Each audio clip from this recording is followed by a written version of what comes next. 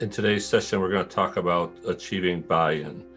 So one of the important elements of the organizational excellence management system is to achieve buy-in from the employees and engaging the employees in positive improvement. This session, we're going to talk about how to effectively get employees engaged and taking positive improvement for the organization, utilizing the Socratic method to persuade people and achieve consensus. One of the necessary conditions of operational excellence is to establish the mindset to achieve sustainable improvement. So we need that improvement to be sustainable over the long haul. And while we're doing that, we want to create a positive change in organizational culture. If you're not familiar with the layers of resistance, the layers of resistance start out with layer 0, why change? So if you go up to an employee and you think of an idea that they can do to make things better, they don't even understand why they need to change. So first layer is to overcome layer 0, why change? Next layer is disagreement on the problem.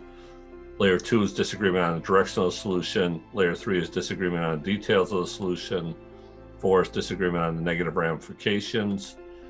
5 is disagreement on the details of the implementation. 6 is disagreement on the risk, or we call those unverbalized fear.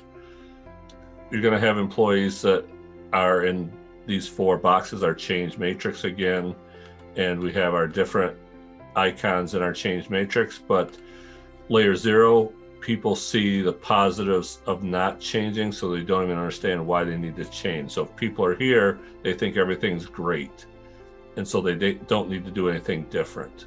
So it's our job to get them to see that things aren't totally great and there's always better ways to do things.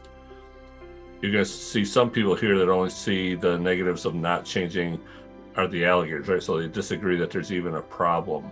So we need to get them to agree what is the problem that we need to focus on. And then we have these people that are in layer 2 that see the negatives of the change, so they disagree on the direction of the solution. So you're going to have people in one of these 3 boxes. Rarely you're going to see people seeing the positive of the change. So depending on where the people are, you need to use a Socratic method to ask questions to get them to see the pot of gold. So the Socratic method is a form of cooperative argument, dialogue between individuals based on asking and answering questions to stimulate critical thinking and draw out ideas. So one rule, never tell a person that you're speaking with that they're wrong or don't know what they're talking about. You want to throw up resistance barriers right away, do that. They believe that they're right. They don't understand that they might be using a false assumption to why they need to change. So when we apply the Socratic method, one thing you don't want to do is do it. And if you don't have experience in this, don't do it in a group setting. Start doing it one-on-one. So there's opportunities every day to start using the Socratic method.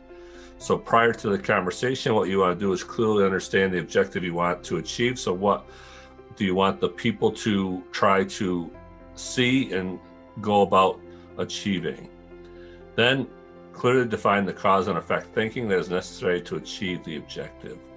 Then during the conversation, present the idea and challenge the person to explain their justification of why the objective is not attainable. So you want to do this to understand their current paradigm or false assumption. Then give a counterexample or analogy where the current paradigm does not hold true. Then ask whether they had experience with that condition and let them explain their experience. Then challenge the person to articulate their cause and effect thinking using a new paradigm or way of thinking. So then we can achieve buy-in. So achieving buy-in, we need to understand those layers of resistance. We need to apply the Socratic method. Again, before the meeting, prepare. Never tell a person that they don't know what they're speaking about. Use the appropriate types of questions. So we want to use open-ended questions and probing questions. And use an analogy to demonstrate the thinking required to change the paradigm. Then practice, practice, practice. The only way you're going to get good at achieving buy-in using the Socratic method is to practice.